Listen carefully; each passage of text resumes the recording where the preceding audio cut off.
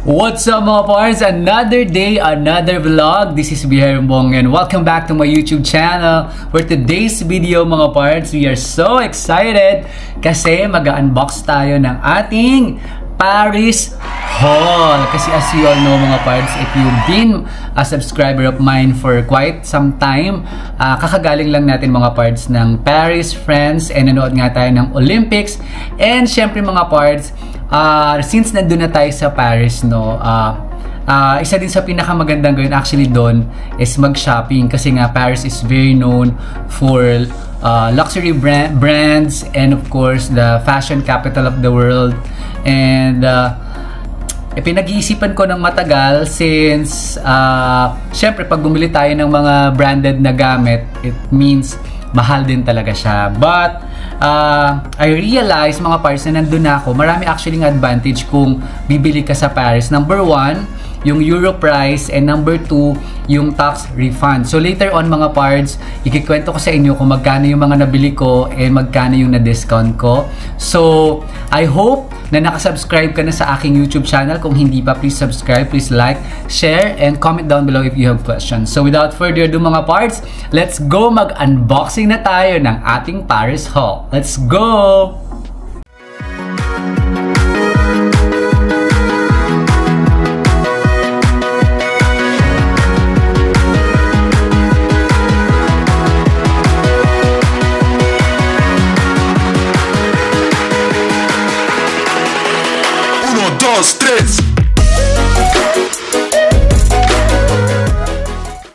So ayun na nga mga parts, as mention, actually dalawa lang yung pinaka binili ko na medyo branded and medyo mahal. Kasi naman mga parts, yung binili ko naman sa Paris is made in France or French yung mga brands na to, kaya mas mura doon. And yun nga, yung tax refund plus syempre yung memories, and syempre gusto naman natin na since dun ka na, yung souvenir mo pag uwi ng Pilipinas, lagi mo maaalala na nanggaling ka sa Paris, kasi yun naman yung pinaka goal ko. At saka syempre mga parts, sometimes you need to reward yourself kasi nga for all the hard work and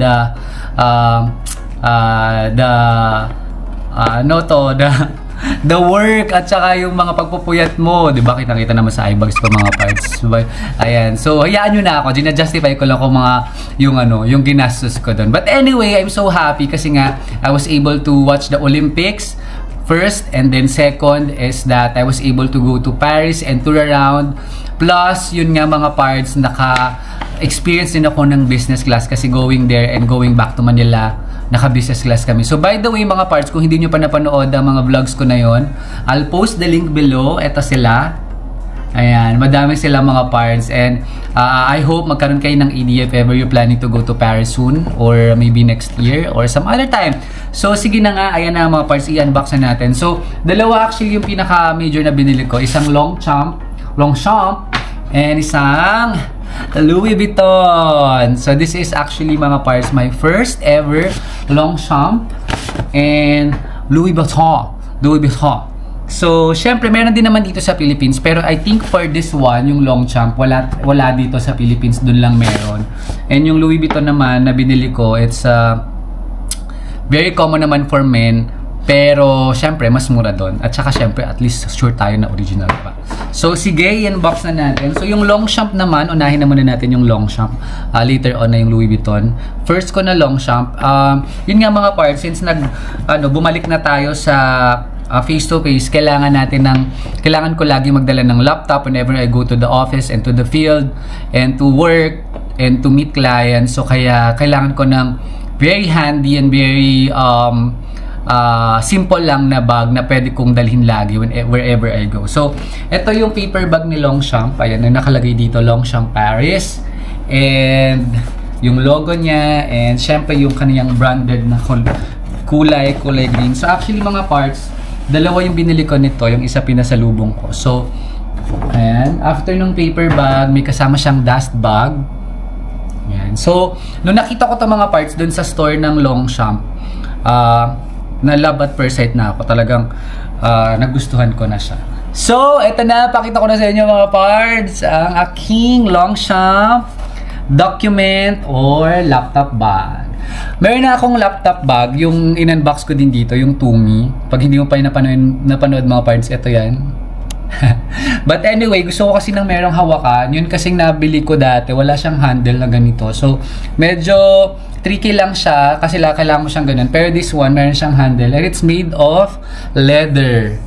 Yan. So this color, the color of this document bag mga parts, it's navy blue, combination of navy blue and brown na leather, and ito yung logo ni Longchamp. Medyo iba to. Dito lang to sa Pilipinas, doon lang sa Paris ko to nakita. And wala pa ako nakita nun sa Philippines, and ayan yung likod niya. Tapos yung lining niya mga parts, it's kulay brown din na thread. Ayan. And syempre, ito yung kanyang zipper na may logo ni Longchamp. And buksan naman natin sa loob mga parts. Ayan. So sa loob, ayan lang siya. Very straightforward din. And meron siyang compartment actually. Meron pa siyang zipper dito. So may safekeeping ka pa din. Plus, meron ka pa din ditong lagayan ng mga credit card or card, cellphone, and etc. So, I think kasya dito yung laptop. So, yeah. So, kung tatanungin nyo ako mga parts, magkano ko ba nabili itong Longchamp? So, yun pala mga parts, isang tip din, pag bibili kayo sa Paris, wag nyo kakalimutan na mag-ask ng tax refund. May mga store na nag-o-offer na on-site or dun mismo sa store, mag-process na kayo ng tax refund. O yung iba naman, sa airport. Or may kailangan kayong i-scan sa airport later on, ituturo ko sa inyo mga parts para hindi nyo makalimutan and hindi kayo magkamali. So itong nabili ko na Longchamp, it is 1,000. It is 100 euros. Minus kasi yung 100 euro is hold on. It is 6,200. Kung 88, it is 5,500 pesos. So, mura na siya mga parts. Mura siya dito. Mura na yun doon kasi nga may tax refund. Tsaka yung price ng euro price. Siyempre, pagdating dito sa Philippines, medyo may iba din yung presyo kasi nga imported pa siya. So, ngayon naman mga parts, i-unbox na natin ang aking second item, ang aking first ever Louis Vuitton. And finally mga parts, i-unbox na natin tong my first ever LV. And eto mga parts, syempre pinag-isipan ko din talaga siya. Pero timing din kasi sobrang luma na yung wallet ko. So matagal ko na din siyang tinitingnan sa store at saka online. So yeah, I think deserve naman natin ito mga parts. So kaya i-unbox na natin. So ito yung paper bag ni Louis Vuitton. Hindi din naman siya nagbabago ng branding niya. Yung orange and I think rust orange and blue na lace dito. And nakalagay dito, it's really from Paris. So yeah, ito yung itsura niya. Meron pa siyang meron pa siyang box mga parts. Ayan. So meron din siyang note dito or card just in case i-reregalo na siya or ibibigay nyo siya as a gift. And then sa card, ayan, meron lang siyang ayan, pwede nyong lagyan. Meron siyang maliit na note if ever. Pero since hindi naman natin to ibibigay at sa atin naman to, so hindi na natin to tatanggalin. Yan. Okay, and may ribbon siya dito mga parts. Pero actually nandito lang siya. Hugutin mo lang siya dito. Tadaan! Wow! So excited mga parts. Ang liit lang nito pero ang mahal. Ito na siya mga parts. Meron siyang dust bag pa din. And tan. Ayan. So meron din dito ng brand Louis Vuitton. And tada! Ayan. So ang ganda mga parts. Itong model na binili ko is Slim Bifold Eclipse. And hindi siya yung classic na monogram ni Louis Vuitton kasi nga gusto ko yung kulay nito. Gusto ko rin yung design niya. Kaya ito yung pinili ko. Madami doon mga parts. Ang daming pagpipilian sa store. But depende sa inyo kung ano yung gusto nyo. Pero ako, I think mas bagay sa akin to. Okay. So, pakita ko sa inyo, ito yung labas ng mga parts. Sobrang nipis na lang kasi nga slim to bifold. And eclipse yung model. Nakita nyo naman, no? Yan, ganda, diba? Sana malam na naman natin to. Ayan yung stitches niya sa gilid. Yan. And mga parts, itong kinuha ko actually, may nakalagay dito. So, yun yung labas. Pakita ko naman yung sa loob. May nakalagay dito mga parts, yung brand niya. At kung saan siya ginawa. So, sabi dito, Louis Vuitton, Paris, France. Made in France. Ayan, kung nakikita nyo mga parts, made in France. Meron kasi doon, made in Italy. So, sabi nung sa store, mas matibay daw yung sa made in Italy kasi nga mas yung sa craftsmanship daw ng mga gumagawa. Pero kasi ako gusto ko na made in France kasi nga 'di ba galing naman ako ng Paris, France. So kaya made in France yung pinili ko. Same lang naman sila. Depende lang kung saan siya talaga ginawa. So for this one, it's made in France. So check nyo din yung mga parts. And yun din sa Longchamp, tingnan nyo din kung made in France yung binili nyo. Kasi sometimes it's made in China. So ayan. At ito yung mga lagayan ng cards, identification, IDs. And ganito lang siya. Bukas lang siya pag ganyan. So, yan. Wow, amoy na amoy leather talaga mga parts. Wow. So, yun mga parts. And sabihin ko na sa inyo mga parts kung magkano ko nabili ang aking Louis Vuitton na bifold slim wallet, Eclipse model. So, sa store mga parts, dun sa Louis Vuitton, it's 390 euros. So, yung 390 euros, it is actually 24,400. So, minus tax, actually dito, nakalagay is 20%. Yun pala mga parts, yung sa Longchamp pala, 16% pala yung, 16 euros yung natipid. So, 20% din yung tax refund. Ayan o. Dito din, 20%. So, malaki talaga pala. So, ngayon, yung 390 minus 20, naging 343 na lang siya. It's 21,500 na lang mga parts. From 25,000 or 24,400. 21,000. So, ilang thousands din yung mga parts, no? So, yeah. I'm so happy with what I got from Paris as souvenir kasi ngayon nga mga parts, syempre souvenir ko din naman to kasi nga once in a lifetime lang tayo pupunta ng Paris and once in a lifetime lang din tayo mag-a-attend ng Olympics and syempre I realize na kailangan ko ng isang magandang souvenir that will also last and also an investment na din kasi mga parts, syempre this is considered as luxury brand so pwede mo naman siyang mabenta if ever gusto mo. Okay? So, ngayon naman mga parts, i-discuss ko sa inyo yung sa tax refund. So, eto mga parts, para matulungan kayo, kasi madaming nagkakamali. Actually, yung kasamahan ko din, hindi siya nakapag-claim ng tax refund kasi hindi niya nakuha yung kanyang yung form or kaya yung QR code. So, mga parts, pag nagpunta kayo ng store o bumili kayo doon, sabi ko nga kanina, dalawa yung way. It's either punta kayo doon sa mall, or sa shop, meron silang machine doon that you will enter your passport. Kailangan dala nyo yung passport nyo mga parts kasi kailangan nila yung details nyo, yung pagpapatunay na hindi talaga kayo taga doon, o hindi talaga kayo taga Paris o hindi kayo Euro country kasi nga pag Euro country I think hindi kayo mata-tax refund. Outside Europe lang yung mata-tax refund. And then yung iba naman like sa Louis Vuitton, meron kasi silang sarili bilang big time si Louis Vuitton sa store mismo, pero nasa nila yung tax refund. Yung sa Longchamp naman kasi binili ko to dun sa Galeries Lafayette sa store ng Longchamp kasi hindi na ako nakaikot talaga doon. Meron sa mall, yung sa Galeries Lafayette, meron dun na isang section that will help you to process yung tax refund.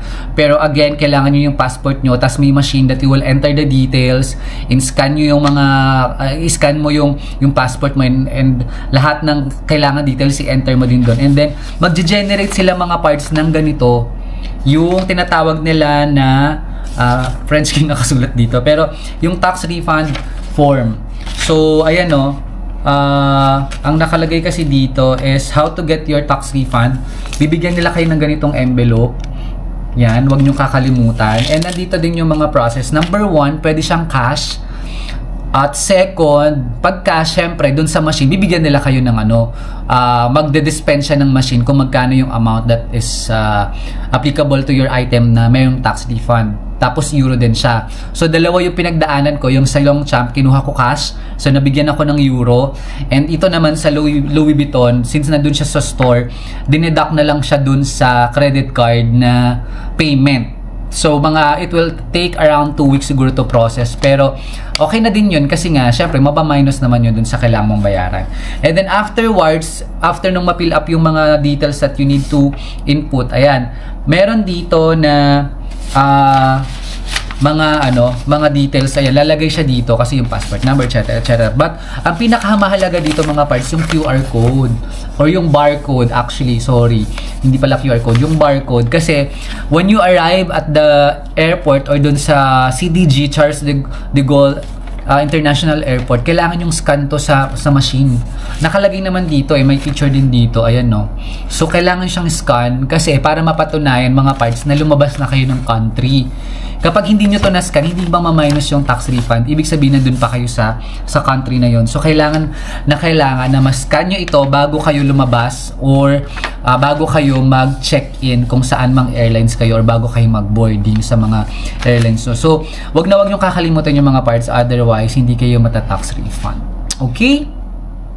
So mga parts, meron lang din ako mga binili sa Paris na I would like to share with you. Kung ano-ano lang to kasi nga syempre mga souvenir lang to from my trip from Paris Olympics. So syempre bumili ako nito.